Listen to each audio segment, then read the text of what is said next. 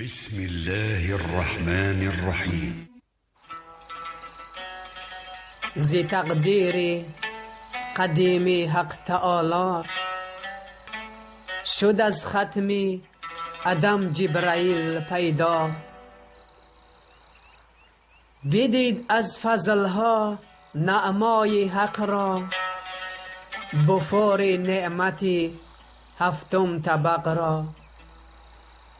به شکری حق زبان برخاست از جا، به 2 رکعت نماز ایستاد برپا. گذشت در آن نمازش ای 1000 سال، شده فارغ ز طاعت گفت در حال. که ای پروردگار کل امکان، به طاعت ملائک انس و هم جان. کسی را این چنین باشد نمازه، به درگاه کریمی بی نیازه. بشد فرمان ز خلایق جهاندار، که ای جبرائیل این فرمان به هوش دار.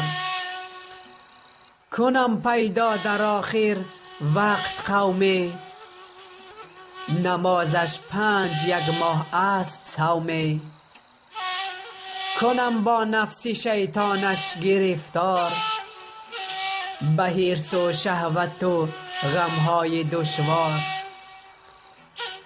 که آنها با محمد امتانند، کنم مشان لطف گرچه آسیانند. گزارند گرچه 2 رکعت پریشان، برابر این نماز تو به ایشان.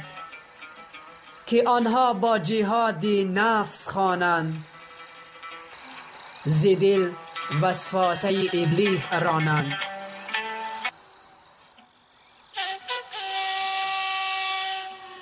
گذشته از تمامی رهزنی راه، بیایند با ندامت سوی درگاه. بیا ای بنده خاطر پریشان، به طاعت باش بر درگاه سبحان.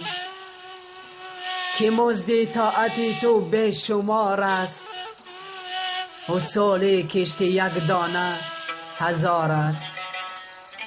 برای بندگی مولا سرشت است، عبادت قیمت باغ بهشت است. برای بندگی خلق بشرها، نه بر لا و لعب یا شور و شرها. رضای حق خواهی بندگی کن، به ذکر و فکر مولا زندگی کن. عبادت باعث قرب اله است، به راه پرخطر این زاد راه است. به هر مشکل که پیش آید فراغ است، به گور تو تار نور دل چراغ است. به گور تار نور دل چراغ است. دلت گر زنده باشد زنده تو، به یاد حق مبارک بنده تو.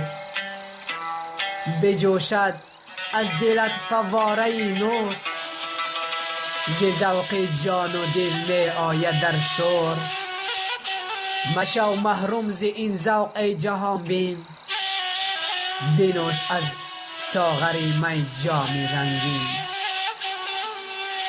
غزل از حضرت مولوی جنونی. السلام علیکم و رحمت الله و برکاته.